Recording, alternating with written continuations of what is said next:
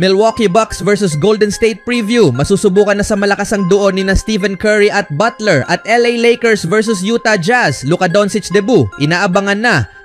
Bukas, magsisimula ang unang prediksyon ng season para sa laban ng Warriors at Bucks. Para sa Milwaukee, ito ang kanilang pangalawang sunod na laro. Para naman sa Golden State, ito ang kanilang ika-4 na sunod na laro sa road trip. Magaganap ang laban sa Fiserv Forum. Ang home team ay nanalo sa huling 8 laban ng dalawang team na ito. Uulitin kaya ang kasaysayan ngayong linggo? Matapos matalo sa unang 2 laro ng kanilang road trip, bumawi ang Warriors sa pamamagitan ng panalo kontra Bulls noong linggo. Sa kanyang unang laro para sa team, nakapagtala si Jimmy Butler ng 25 puntos. Ang Golden State ay isa sa dahilan ng ingay sa liga dahil sa kanilang ika-10 pinakamahusay na depensa. Nasa ika-15 pwesto sila sa 3-point defense at pinapayagan lamang ang pinakamababang porsyento ng shot attempts sa rim. Pati sa defensive rebounding rate, ika-9 ang Warriors. Gayon din, nasa ika-15 pwesto sila sa turnovers per game at ika-16 sa free throw attempts allowed. Sa kabilang banda, ika-18 ang Warriors sa offensive rating. Gayunpaman, nakapagtala sila ng higit sa 125 points sa dalawa sa unang 3 laro ng kanilang road trip. Isa sa kanilang lakas ay ang pagiging ika-6 sa offensive rebounding rate sa buong NBA. Pumapangatlo rin sila sa pinakamaraming 3-point attempts per game at nasa ika-13 pwesto sa 3-point percentage.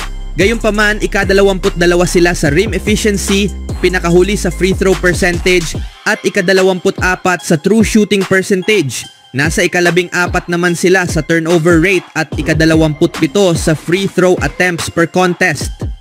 Bago talunin ang Sixers ngayong araw, natalo ang Bucks sa 5 sa kanilang huling 6 na laro. Dagdag pa rito, may iniindang calf injury ang kanilang franchise superstar na si Giannis Antetokounmpo. Sa kabila ng kanilang kamakailang paghina, nananatiling matibay ang kampanya ng Bucks ngayong season na mayroong ika-11 pinakamahusay na depensa sa liga.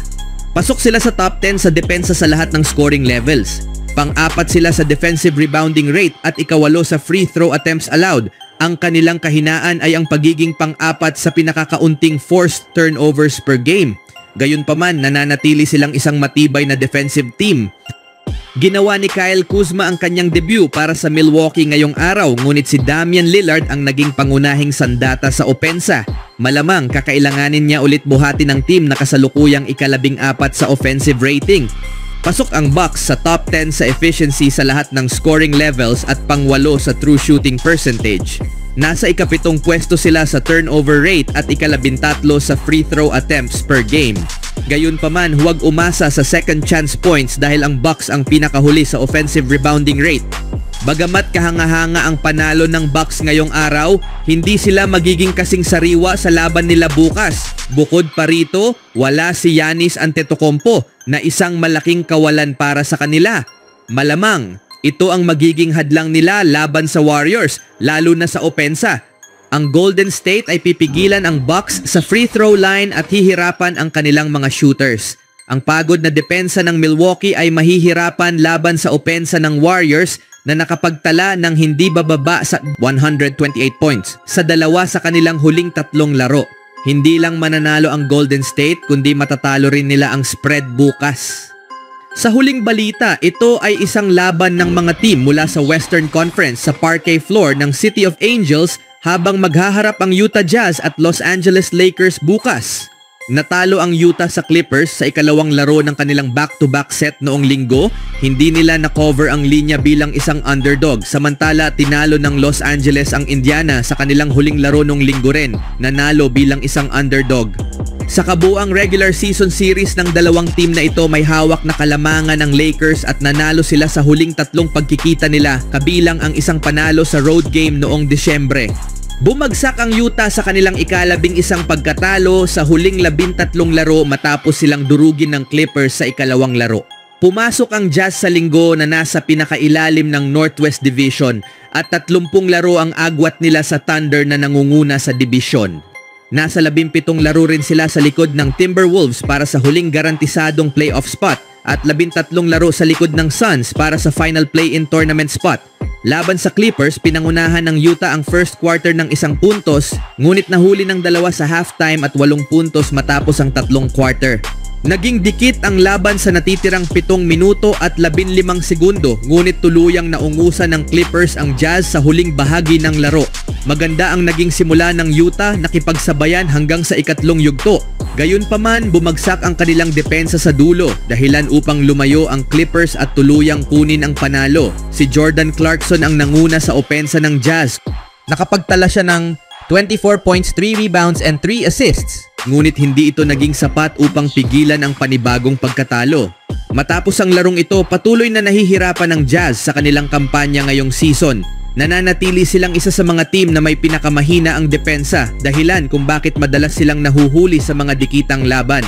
Bagamat may ilang magagandang piraso sa kanilang lineup tulad ni Mark Cannon, Clarkson at Colin Sexton, hindi pa nila nagagawa ng paraan upang maging mas kompetitibo sa kanilang mga laro. Maraming players rin ang kasalukuyang may iniindang injury, kaya't kailangang abangan kung sino ang makakabalik bago ang laro kontra Lakers. Samantala, ang Lakers ay nasa magandang forma matapos nilang masungkit ang kanilang ikalimang sunod na panalo laban sa Indiana. Sila ay may record na 31-19 at nasa ikalimang pwesto sa Western Conference standing ngayong season. Gayunpaman, hindi sumuko ang Pacers at naibaba pa ang lead sa 4 na puntos sa ikatlong quarter. Sa kabila nito, nanatiling matatag ang Lakers at naipanalo pa rin ang laban. Si Austin Reeves ang naging bida, nagpakitang gilas sa kanyang opensa at tumulong upang tiyakin ang tagumpay ng team. Gumawa siya ng 45 points, 7 rebounds, and 7 assists. Patuloy na pinalalakas ng Lakers ang kanilang kampanya habang papalapit ang playoffs. Sa ngayon, inaasahan nilang makabalik si Luka Doncic na maaaring maglaro sa unang pagkakataon para sa Los Angeles. Siya ay may average na 28.1 points, 8.3 rebounds, and 7.8 assists in 22 games this season. Posible ring bumalik si LeBron James matapos lumiban sa nakaraang laban. Bagamat hindi pa tiyak ang kanilang mga status, malaking bagay ito kung makakalaro sila kontra Jazz. Sa ilalim ng pamumuno ni Coach JJ Redick, ang Lakers ay patuloy na nagiging isang contender sa Western Conference. Sa paghaharap ng Jazz at Lakers, malaking hamon ang kakaharapin ng Utah, lalo na't nasa ikatlong laro na nila sa loob ng 4 na araw.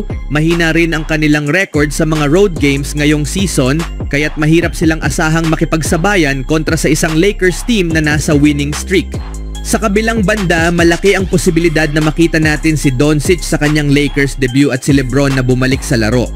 Dahil sa mas magandang forma ng Lakers, mas solidong lineup at home court advantage, tila Los Angeles pa rin ang mas may malaking tsansa na kunin ang panalo at mapalawig ang kanilang winning streak.